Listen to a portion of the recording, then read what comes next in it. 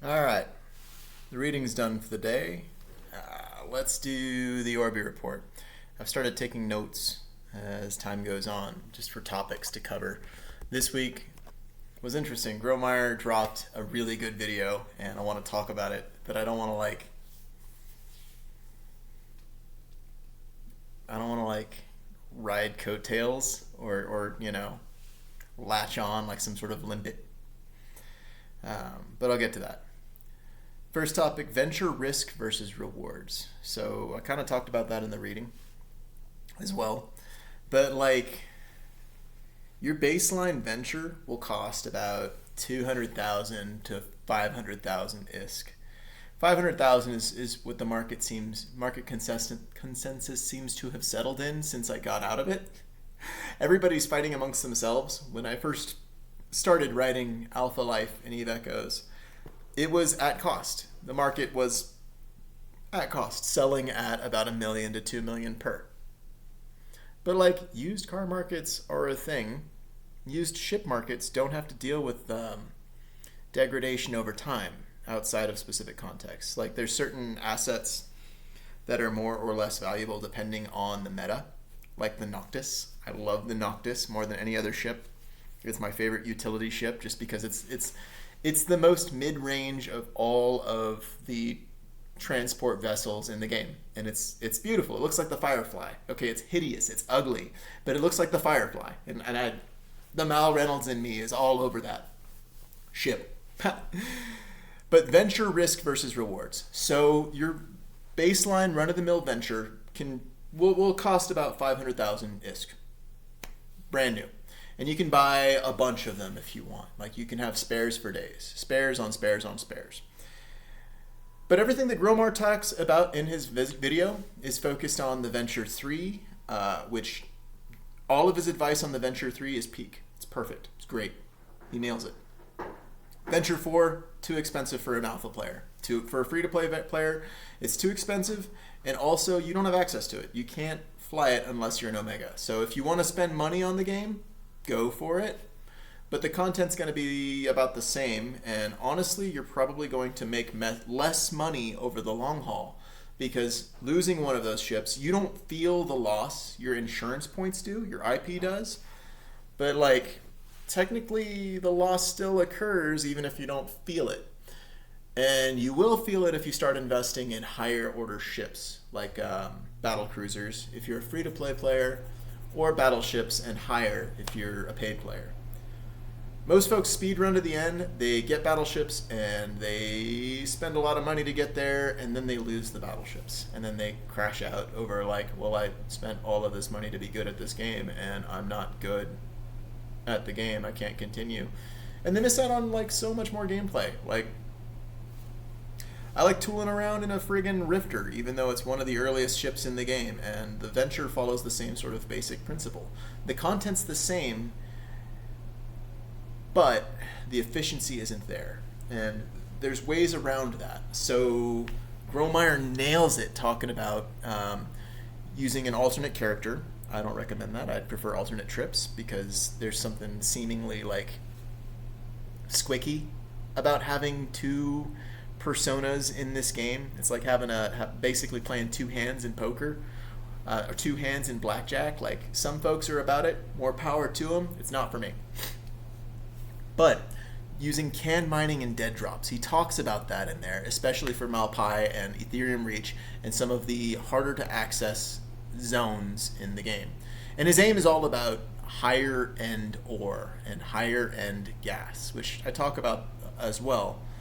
But that's not the best over the long haul. That's great for fishing trips and specific goals, but if you want good steady income, you want Hemorphite and mid-range stockpiles. And then you get to play the market with those, which is a lot more fun than just taking in your haul and selling it at GDEF for whatever it's worth. You get a lot more. You get a lot more play out of it. Not a lot more ISK exactly. What he talks about is the best ISK return in the immediate future. Now, as more and more people go that way, the returns are going to go lower and lower and lower as more attention falls into that category, right?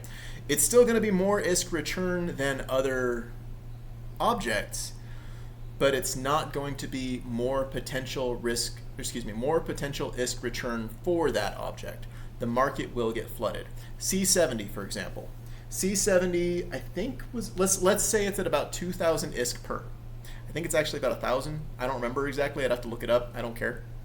I know C60 is about 500 ISK per average, higher usually because nobody's paying attention to it. And C50 is really easy because it's usually picked up on accident. Nobody really wants it. That's usually worth around 200 ISK per. But as the market becomes flooded, it dips down lower and lower and lower. I've seen it as low as 600. When your high-end C70 gas is the same price as your mid-range C50, it's no longer a utility asset. It's the market's saturated, and at that point, you might as well buy it up and have it become a stockpile asset, something to hold on to and save until the markets level out. Now, as if enough people watch Gromeyer's video, and it's a small community, it's not really going to happen. Like, it can, but it doesn't take much to make an impact on the market when there's only one market, and it's Judah. People are going to be losing potential value by aiming at the same target. They'll be competing against one another, which will lower the returns, which will make it, even more profitable for folks who do different things. Like, if you want what everybody gets, do what everybody does. If you want more, you're going to have to do more. We're differently enough that it produces more of an effect. This is why I advocate for Zydrine and Hemorphite and a lot of the other ores out there, especially for production. Like, the best place to gather resources to build ships is actually HiSec. It's like the most resource dense. And don't go to the belts, go to the condensed spaces, because every one of those is worth 10 times as much as a normal rock, like a normal ore. Like, it's literally 1,000% increase. And folks will spend hundreds of dollars for maybe that much return when they could have just, as a free-to-play player, dropped maybe 1 million ISK, maybe 2, for a blue scanner to pull condensed spaces. Even a T3 or a level 3 condensed space is a better, they're all over the place. Nobody's farming them. It's totally like open season. That's another thing that Gromeyer talks about in his video on adventure mining, is aiming for T10 spaces for those valuable 10 times 10 like max, not hemor, what does he call it? It's not mercoxit. Mercoxit is, it's the best ore out there, but it's also really bulky. It's hard to gather. It takes up a lot of cargo space, and it's slow to move. It's hard to sell. He gives good routes, especially out of the Ethereum reach for it. But for more consistency, for better consistency, you're going to need a more varied approach, a deeper understanding of the processing of minerals from ore, if you want to play that way. Industry is all about comparative advantage.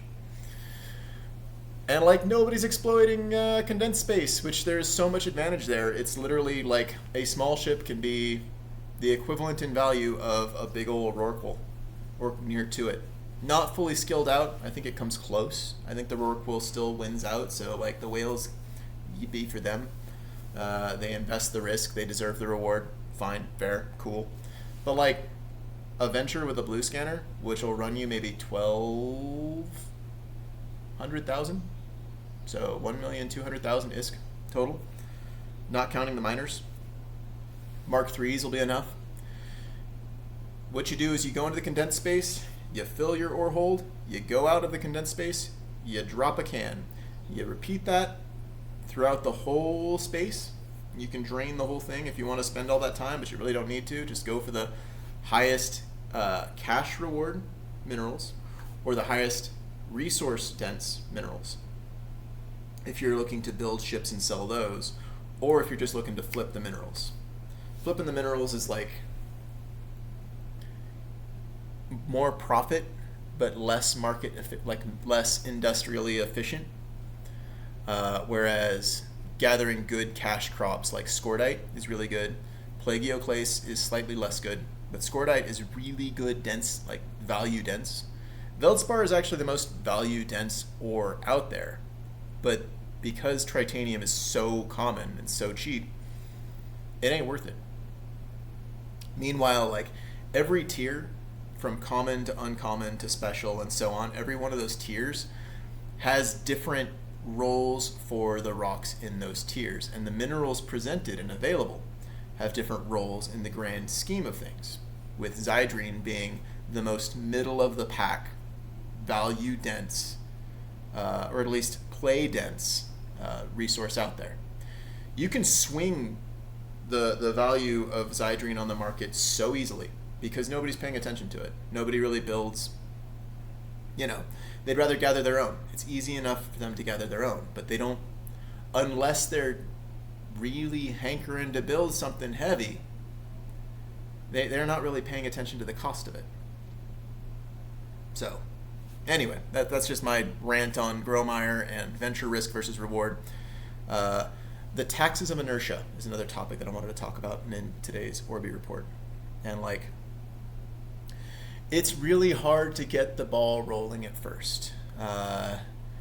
So I don't remember if it's Camus or one of those other wise guys talking about the problem of Sisyphus. One must imagine Sisyphus happy, moving that boulder up the hill. It's really hard to get things started sometimes. There is an inertia that levies a certain tax of effort, especially to try new things. And most of it's illusory. Once you break the seal, things flow easier. So take, for example, painting.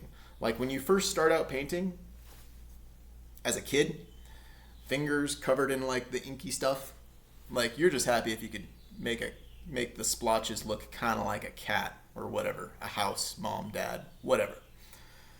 And the rewards from those experiments, endeavors, are fast and common. The improvements are really easy. Doesn't feel like it at first because it's something new, something scary potentially.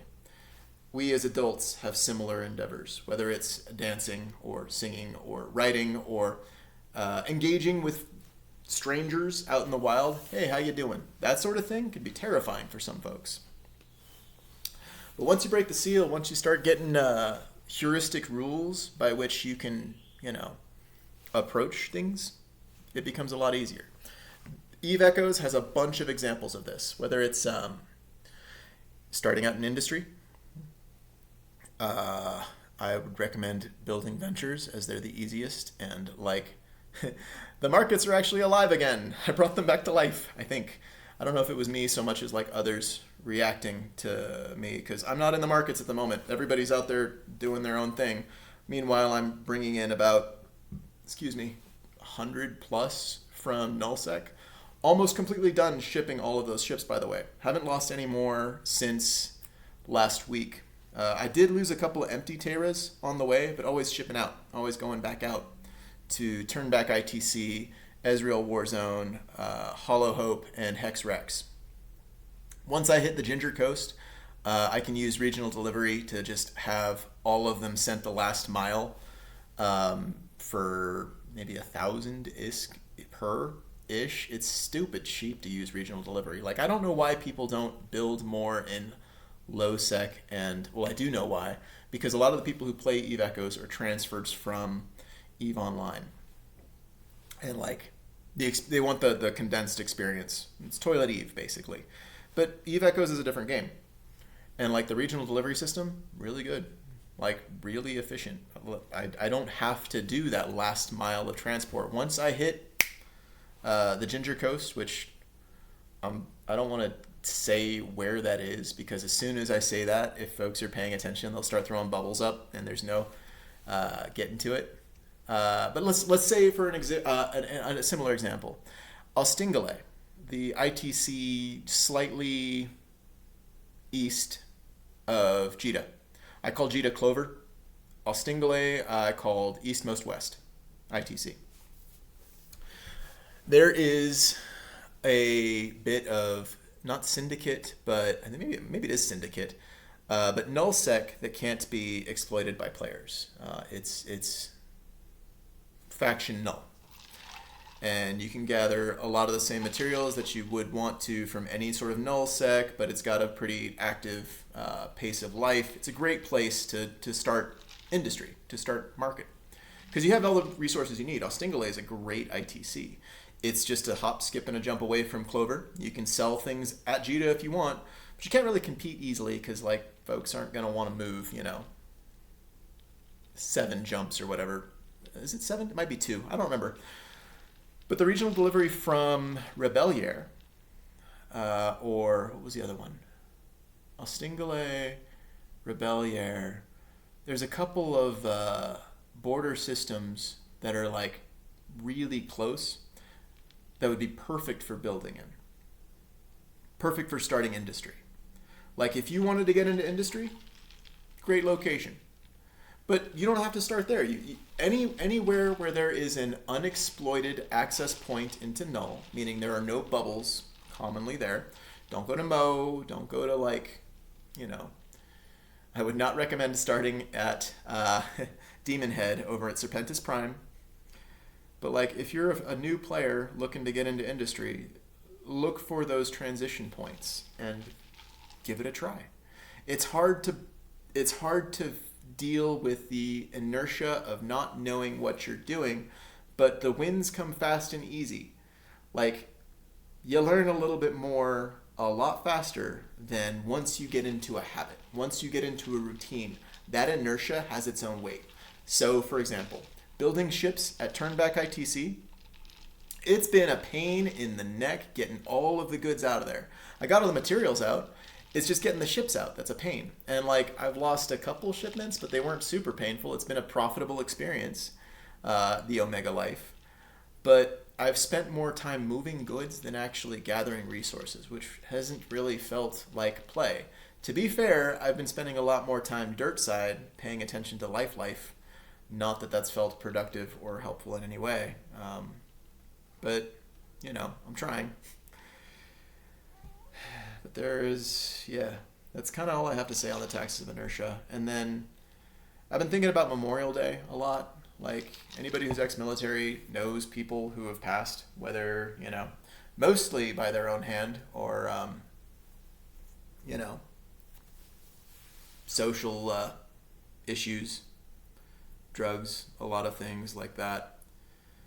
And it's been weird. It's been tough remembering people that, like, I've got nothing but good memories of, and I can't imagine what it was like for them to, to kill themselves. And, like, Memorial Day feels kind of like a reverse Halloween. It feels like a reaching back to the memories instead of having the dead come back to visit, like Dia de los Muertos.